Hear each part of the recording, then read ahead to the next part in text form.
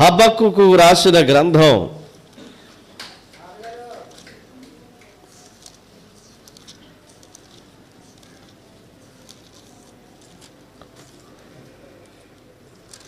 హబక్కుకు రాసిన గ్రంథం 2వ అధ్యాయం 6వ వాక్యాన్ని మనం చదువుదాం. తనది కాని దాన్ని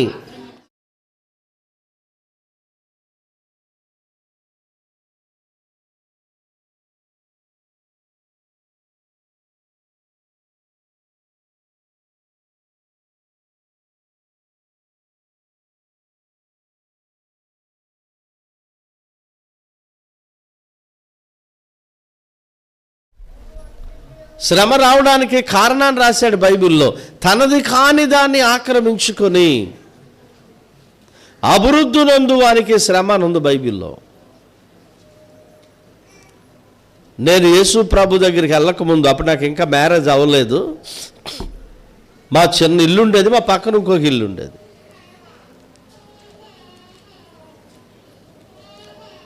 వాళ్ళు ఏం చేసేవారంటే, నేను కాలేజీకి వెళ్ళిపోయినప్పుడు, మా నాన్న పానికి వెళ్ళిపోయినప్పుడు ఇక్కడ ఉన్న సర్వే రాయి తీసుకొచ్చి ఇలా జరిపేస్తూ ఉండేవారు. ఏ రాయి అండి అదే? సర్వే రాయ, సరిహద్దు రాయ.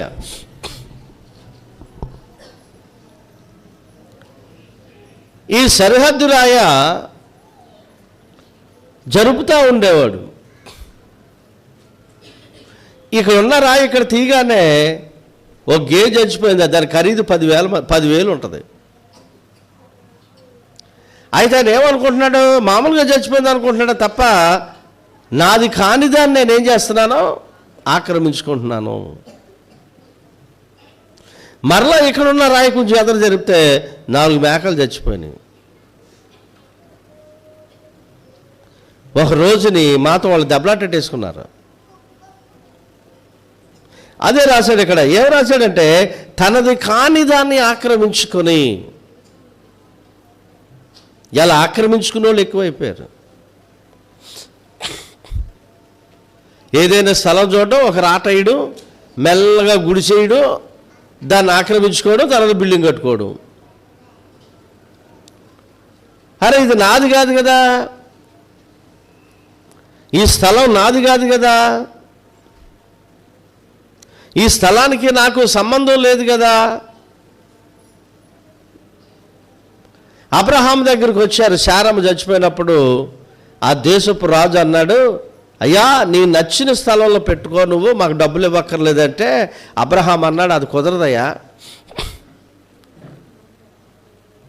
ఆ శవాలను పెట్టుకునేటువంటి ఆ గుహ ఉందే, అది డబ్బులకి నాకు, అంతేగాని ఊరికినే వద్దు అన్నాడు.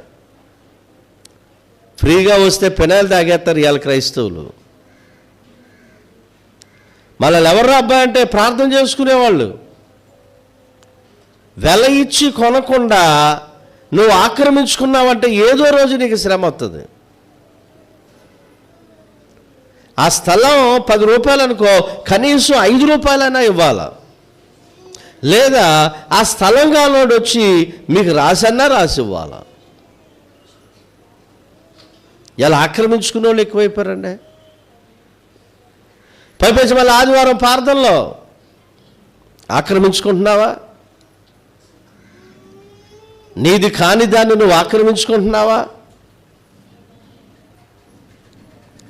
ఆ స్థలానికి నీకు సంబంధం లేదు, అయినా నువ్వు ఆక్రమించుకుంటున్నావా?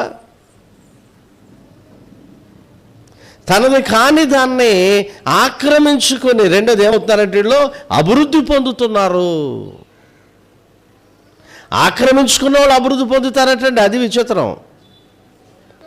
కానీ ఒక రోజున ఇంటికి ఏమవుతుంది చెప్పండి, శ్రమ వస్తుంది.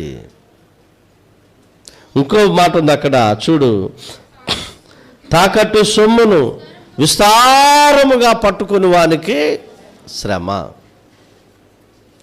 నేను 4 మాటలు చెప్పాను. 1, భయభక్తులు లేకుండాటయు శ్రమకు